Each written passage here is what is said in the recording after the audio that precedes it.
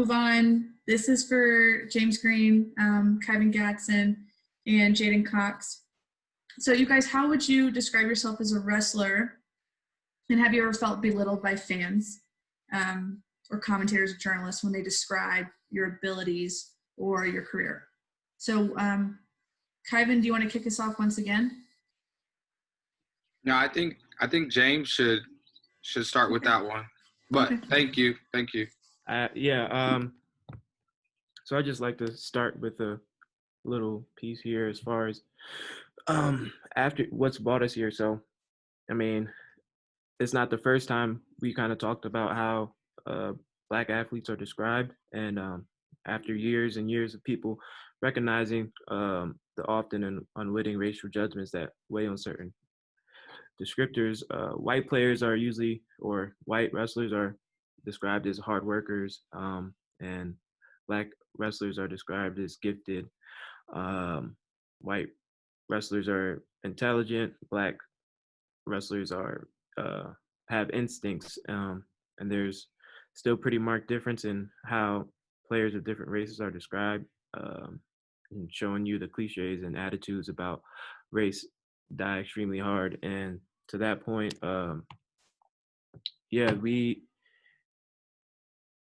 there's always a time when you ask around the wrestling community as far as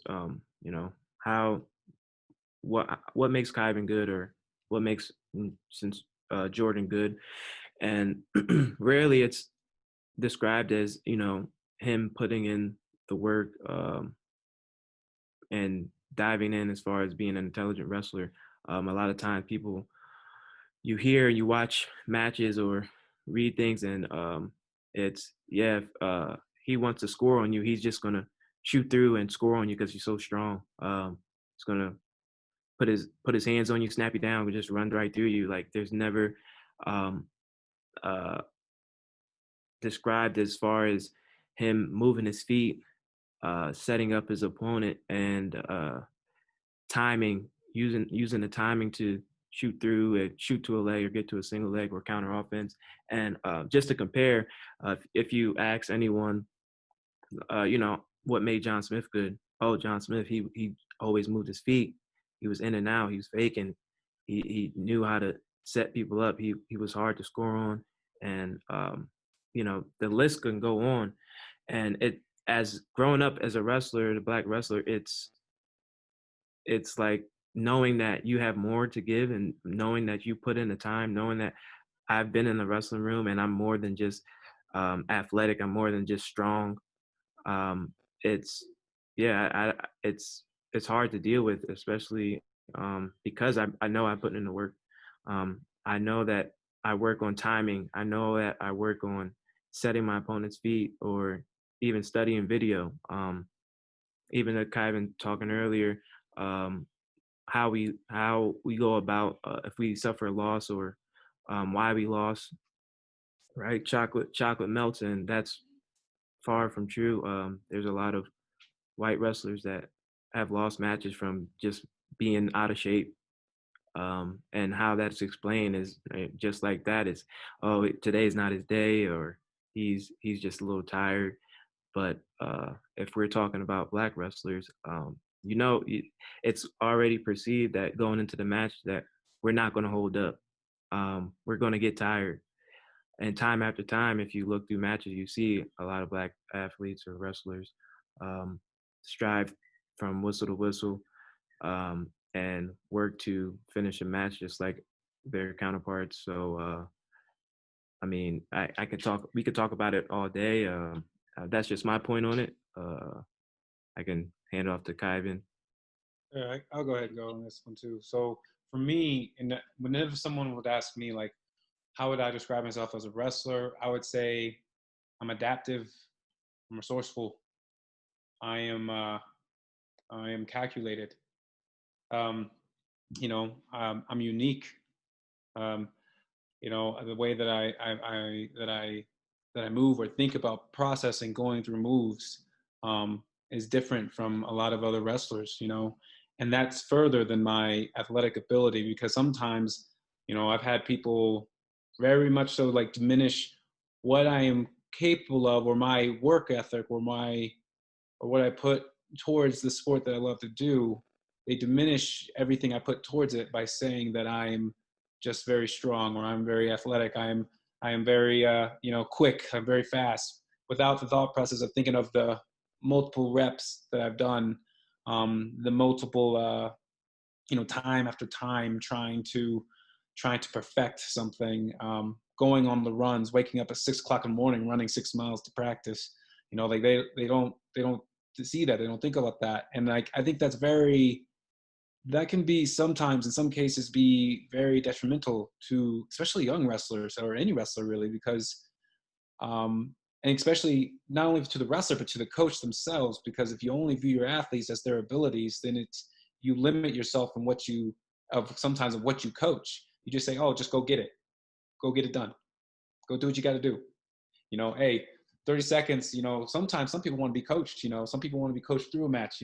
I understand the positions. You can communicate with me as a knowledgeable wrestler, as a knowledgeable participant of the sport, and not just be like, hey, like, you just do what you do and go, and that's it.